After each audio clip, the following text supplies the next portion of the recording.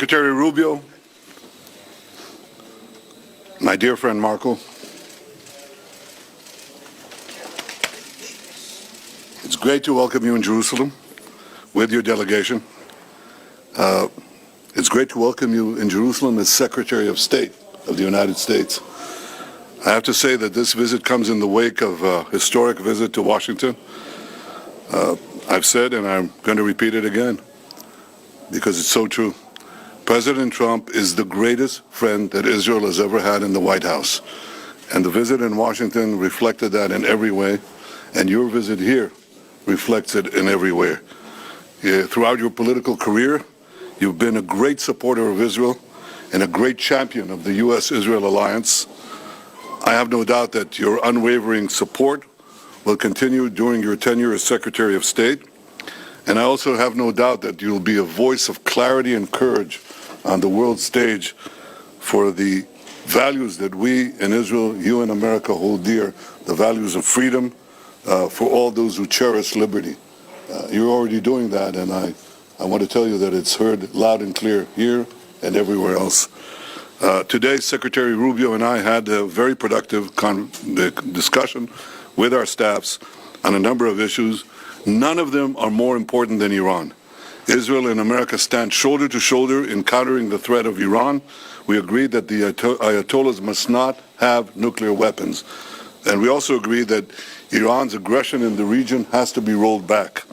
Over the last 16 months, Israel has dealt a mighty blow to Iran's terror axis.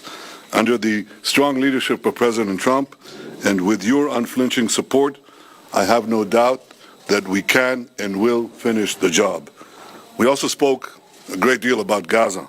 I thanked Secretary Rubio for President Trump's assistance in helping us secure the release of another 3 hostages yesterday. These are hostages that Hamas refused to support only a few days to release only a few days earlier. And I also thanked him for America's unequivocal backing for Israel's policy in Gaza in moving forward. I want to assure everyone who's now listening to us, President Trump and I are working in full cooperation and coordination between us. We have a common strategy, and we can't always share the details of this strategy with the public, including when the gates of hell will be opened, as they surely will if all our hostages are not released until the last one of them. Israel is determined to achieve all the war objectives we set after the horrific attack on October 7th, the worst attack on Jews since the Holocaust.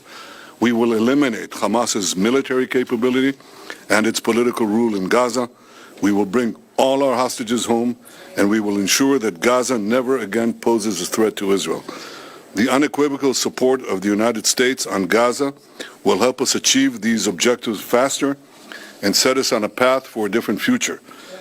Secretary Rubio and I discussed President Trump's bold vision for Gaza, for Gaza's future, how we can work together to ensure that that future becomes a reality. We also discussed the situation in Syria after the collapse of Assad's regime, a collapse that was made possible by Israel's weakening of Iran's terror axis, especially the weakening of Hezbollah and the removal of Nasrallah. For over a decade before October 7th, Israel acted to prevent Iran from developing new terror fronts against us in Syria, right opposite the Golan Heights and deeper in Syria. And we conducted hundreds of airstrikes, perhaps 1,000, in order to prevent it, and we did. Now, if any other force in Syria today believes that Israel will permit other hostile forces to use Syria as a base of operations against us, they are gravely mistaken. Israel will act to prevent any threat from emerging near our border in southwest Syria. The Secretary and I discussed Lebanon as well. Israel is committed to the ceasefire understandings that were reached in November. We expect the government of Lebanon to be equally committed to their fulfillment. The scenes we saw this weekend in Beirut of UNIFIL forces being attacked by Hezbollah, this was not encouraging. The 2 UN resolutions that everyone refers to, 1559, 1701, well, they must be fully implemented. Hezbollah must be disarmed. And Israel would prefer that the Lebanese army do that job, but no one should doubt that Israel will do what it has to do to enforce the understandings of the ceasefire and defend our security. The Secretary and I also discussed how the many international institutions have been hijacked and turned into anti-American and anti-Israeli forums. We see that in the UN General Assembly, in the UN Human Rights Commission, where anti-Americanism is rampant, and more resolutions are passed about Israel than the rest of the world combined. And we see it especially in the lawfare that is being waged against America and Israel at the ICC, the ICJ, and elsewhere. The ICC has outrageously libeled Israel and issued arrest warrants based on utter lies. Like America, Israel is not subject to the jurisdiction of the ICC and does not accept the court's authority. Israel commends President Trump and his administration for restoring his executive order against the ICC and for moving quickly to sanction ICC officials. The Secretary and I discussed working together to formulate a common strategy to deal with the threat of lawfare and neutralize this threat once and for all. So these are some of the issues we discussed today. Believe it or not, there were more, many more.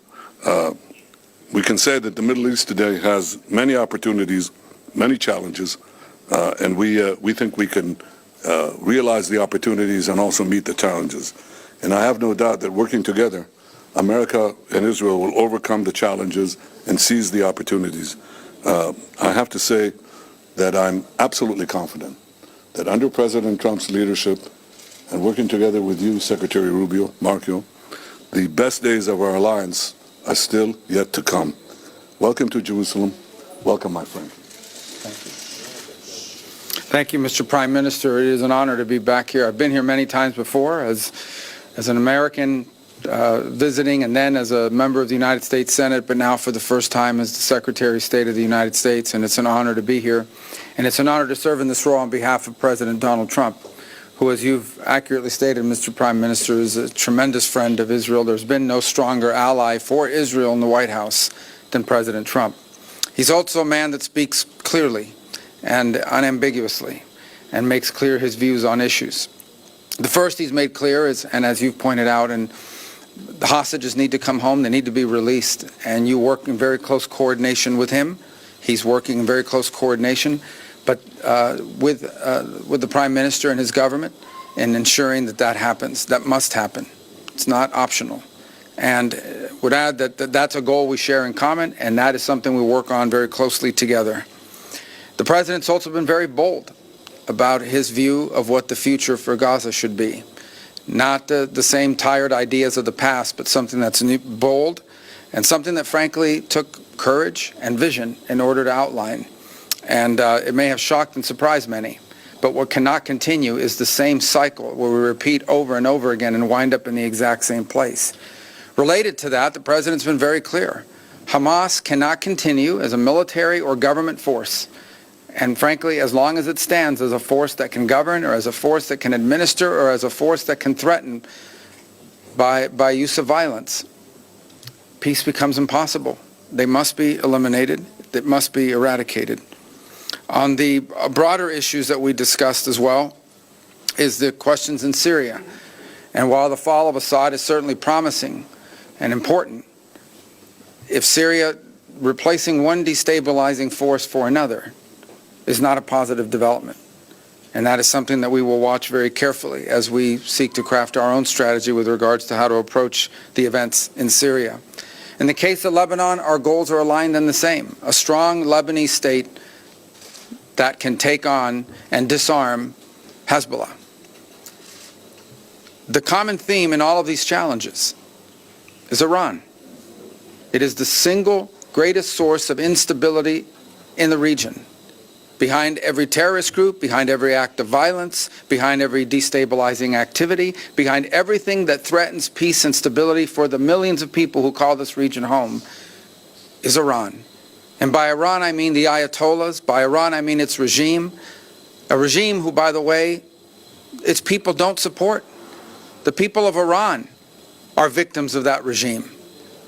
And so I think it's important to constantly point that whether we talk about Hamas or we talk about Hezbollah or we talk about violence in the West Bank or we talk about destabilization in Syria or we talk about any of these issues, the militias in Iraq, they all have behind them one common theme, Iran. And that must be addressed. And there can never be a nuclear Iran. A nuclear Iran that could then hold itself immune from pressure and from action. That can never happen. The President's been clear about that as well. And so I close where I began by reiterating our strong support for our allies, very close allies and partners here in Israel, to the people of this great country, for whom we have tremendous love and respect for everything you're facing, have faced, and continue to face. It is an extraordinary story of bravery. A nation founded in the ashes and in the aftermath of a horrifying crime against humanity, stood from its very inception, from the very day of its birth, against threats from every angle and every corner, and has served as an example to the world of a pluralistic society, a free enterprise democracy, and one that if there were more Israels in the Middle East, more countries like that, the world would be a safer and a better place. And this is what we hope for the region and for our planet. A nation that's always sought peace, but will not allow itself to be intimidated or destroyed by its enemies. And on that front, you can always count on us, as long as I'm in this position and President Trump is in the White House. So thank you.